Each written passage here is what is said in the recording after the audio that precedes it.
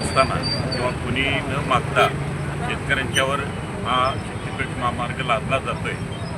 या सांगली भागातली सगळ्यात मोठी पुराची समस्या या शक्तीपीठमुळे येणार आहे।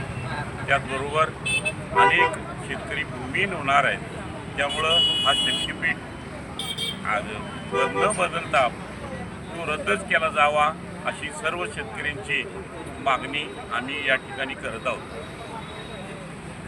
आमचं सगळ्यांचं हेच म्हणणं आहे, सांगलीवाडी गाव ही पूरग्रस्त आहे, गाव उठवावं लागेल, ही समस्या निर्माण होणार आहे म्हणून आम्ही विरोध करत आहे।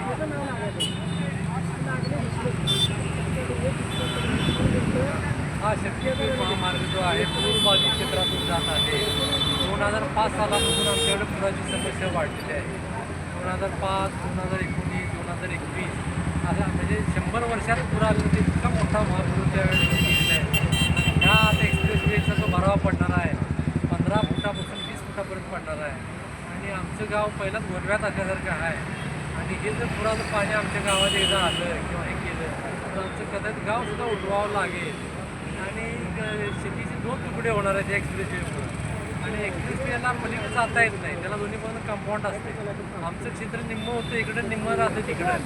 पलीकडे क्षेत्रात जायचं म्हटलं तर आम्हाला 22 किलोमीटरवर घेऊन यावं लागणार आहे। आणि पाणी साचून राहणार आहे, पाण्याचा कुठलाही निचरा त्यांचा होणार नाही। आणि आमची पूर्वपार आमची शेती आहे, शेतीवर उपजीविका आहे। हा रस्ता होऊ नये आमच्या भागातून अशी आमची इच्छा आहे।